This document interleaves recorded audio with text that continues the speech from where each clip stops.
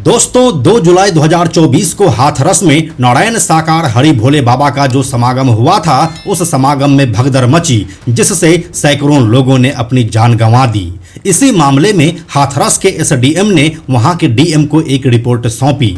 उस रिपोर्ट में लिखा हुआ है कि समागम के बाद भोले बाबा के चरण की धूल माथे पर लगाने के लिए लोग आगे बढ़े। उस दौरान बाबा के ब्लैक कमांडो और नारायणी सेना ने भीड़ के साथ धक्का मुक्की शुरू कर दी। इसी दौरान लोग गिर गए और फिर भगदड़ मच गई, जो सैकड़ों लोगों के मौत के साथ खत्म हुई। उत्तर प्रदेश के मुख्यमंत्री योगी आदित्यनाथ ने भी अपने प्रेस कॉन्फ्रेंस में बाबा की आर्मी का जिक्र करते हुए कहा कि ये लोग प्रशासन को प्रोग्राम में घुसने ही नहीं देते हैं, ये खुद ही अपना क्राउड मैनेजमेंट चलाते हैं।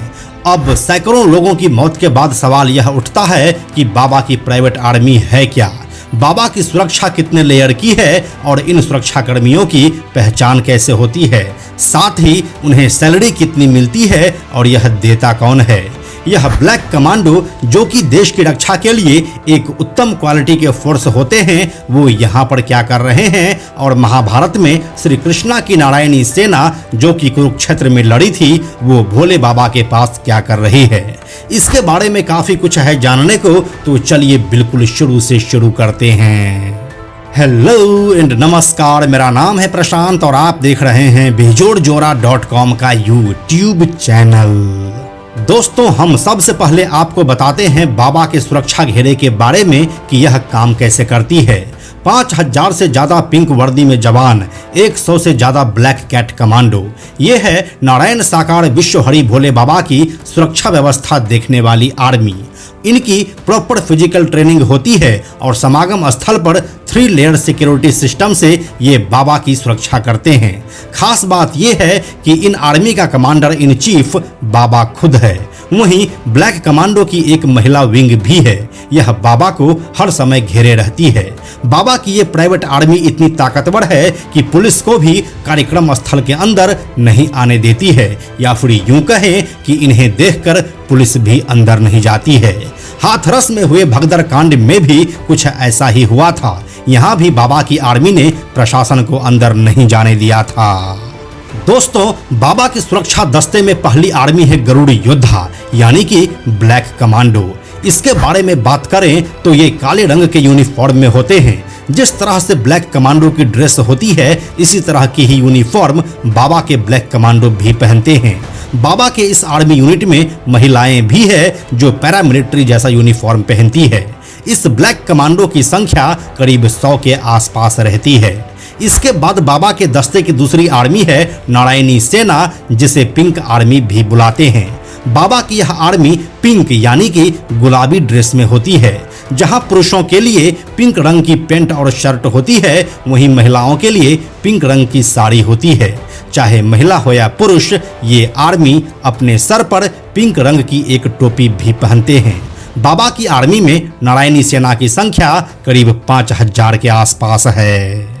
अब बाबा के जो तीसरी आर्मी है, उसे हरिवाहक दस्ता बुलाया जाता है। ये आर्मी भूरे रंग के ड्रेस में होते हैं। इनमें से मैक्सिमम सुरक्षा अधिकारी होते हैं जो कमांड देने का काम करते हैं। इसमें सेना और पुलिस के रिटायर्ड जवान होते हैं जो बाबा के कट्टर अनुयायी होते हैं, और ये करीब 50 की संख्या में होते हैं।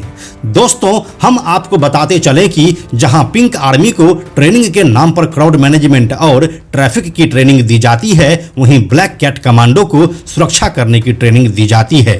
यह ट्रेनिंग रिटायर्ड सेना और पुलिस के जवान देते हैं जो बाबा के अनुयायी होते हैं। पिंक आर्मी को कोई सैलरी नहीं दी जाती है। यह बाबा के कट्टर अनुयायी होते हैं, और इनमें से कुछ तो ऐसे भी हैं जो ड्रेस भी खुद के पैसे से ही बनवाते हैं।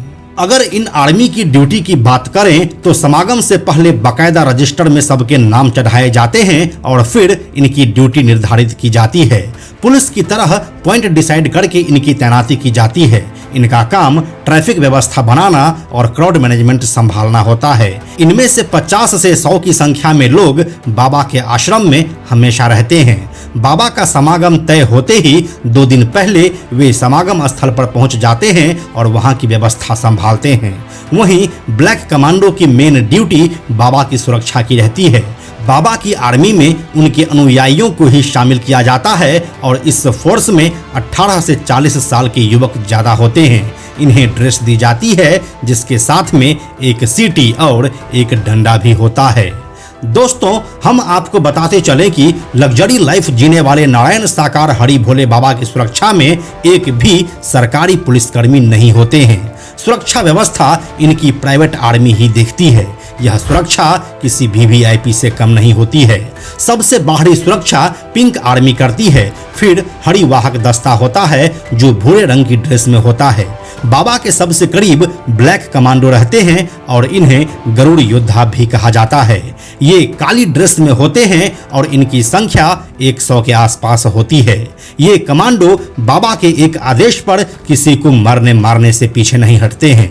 बाबा जब समागम के लिए पहुंचते हैं तो ये चारों तरफ घेरा बनाते हैं। बाबा के आसपास किसी को भी यह नहीं पहुंचने देते हैं। अगर गलती से भी कोई आने की कोशिश करता है तो ये उसे धक्का देकर हटा देते हैं। ऐसा बताया जाता है कि बाबा के समागम के दौरान निजी गार्ड अनुयायियों के अलावा दूसरे लोगों से बेहद गलत तरीके से बात और व्यवहार करते हैं।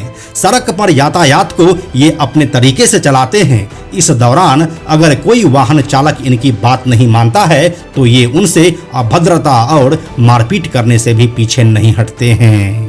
दोस्तों, बाबा के समागम में सुरक्षा की जिम्मेदारी बाबा की पिंक आर्मी पर ही रहती है। इसे नारायणी सेना भी कहा जाता है।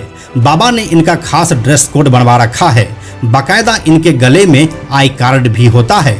जहां भी बाबा का समागम होता है वहां करीब 4 से 5 हजार पिंक आर्मी के गार्ड तैनात रहते हैं। हाथरस में भी बाबा की इस फौज ने ट्रैफिक से लेकर सुरक्षा तक की कमान अपने हाथों में ले रखी थी। पुलिस भी इनके आगे बेबस नजर आ रही थी। एक पुलिसकर्मी ने बताया कि उनकी ड्यूटी समागम स्थल पर ही थी, मगर वहां बाबा के गार्डों ने उनका सहयोग नहीं किया। उन्हें अंदर तक घुसने में बड़ी मुश्किल हुई। यातायात संचालन में लगे पुलिसकर्मियों को भी बाबा की आर्मी के लोग सही तरीके से काम नहीं करने दे रहे थे। ये अपने हिसाब से यातायात का संचालन कर रहे थे। हादसे के बाद भी बाबा के गार्डों ने पुलिस को सहयोग नहीं किया। ये लोग घायलों को अस्पताल नहीं लेकर जाने दे रहे थे जिससे कि बात बाहर ना फैले। जिसके बाद पुलिस भी इनसे सख्त रवैये में बात नहीं कर पाई क्योंकि बाबा के आर्मी की संख्या हजारों में थी। हाथरस में जहां पर यह घटना हुई है वहां के सिकंदरा राव थाना प्रभारी मानवीर सिंह ने बताया कि कार्यक्रम में श्रद्धालुओं की संख्या की जो अनुमति ली गई थी उसके अनुसार सुरक्षा व्यवस्था लगाई गई थी। कार्यक्रम स्थल के बाहर और हाईवे पर ट्रैफिक दुरुस्त करने के लिए पुलिस तैनात किया गया था। हमारे जवानों ने जब अंदर की व्यवस्था देखने के लिए पंडाल के अंदर जाना चाहा तो बाबा के गार्डों ने उन्हें रोक दिया। ये लोग आसानी से किसी को भी अंदर नहीं जाने देते हैं। इसी कारण जब एकदम से भगदड़ मची तो पुलिस के जवान भी चपेट में आ गए। भीड़ इतनी बढ़ जाएगी इसका अंदाजा किसी को नहीं था। दोस्तों, इसी के साथ हम आपको यह भी बताते चलें कि बाबा के समागम में किसी भी अनुयायी को मोबाइल से वीडियो बनाने की अनुमति नहीं होती है। हाथरस में हुई इस घटना के बाद भी वहां पर बाबा के गार्डों ने किसी को वीडियो नहीं बनाने दिया था। हादसा से पहले कुछ लोग बस में बैठकर वीडियो बना रहे थे जिसे बाबा के गार्डों ने धमकाया भी था। उन्हें वीडियो न बनाने की धमकी दी थी। धमकी का वीडियो भी सोशल मीडिया पर खूब वायरल हो रहा है और यही वजह रही है जो अब तक इस बाबा के बारे में देश के मैक्सिमम लोग जानते भी नहीं थे और ना ही उनका कोई वीडियो सोशल मीडिया पर आया था। तो यही थी नारायण साकार हरि भोले बाबा की प्राइवेट आर्मी और उनके सिक्योरिटी का लेयर। इसके बारे में अपनी राय आप हमें कमेंट में लिखकर जरूर बताइए। आगे आने वाले वीडियो में इस घटना और नारायण साकार हरि भोले बाबा के बारे में आपको बहुत सी जानकारी मिलने वाली है, इसलिए हमारे साथ बने रहिए। हम जल्दी मिलते हैं आपसे एक नए वीडियो के साथ। अंत में एक और ज़रूरी बात, हमने बेजोड़ जोड़ा का एक टेलीग्राम चैनल भी बनाया है जहां आपको हमारे सारे वीडियोस की लिंक सबसे पहले मिल जाएंगे। इसलिए आप लोग टेलीग्राम पर भी हमसे जुड़ें। टेलीग्राम पर हमसे जुड़ने के लिए सिंपली आप टेलीग्राम ऐप के सर्च में जाकर बेजोड़ जोड़ा लिखिए और चैनल पर जाकर ज्वाइन बटन क्लिक कर दीजिए। आप हमसे जुड़ जाएंगे। यह वीडियो अगर आपको पसंद आया तो इसे लाइक और शेयर जरूर करें। आने वाले वीडियोज़ के लिए बेजोड़ जोड़ा को सब्सक्राइब करके बेल आइकन को टच करना ना भूलें। Thank you so much.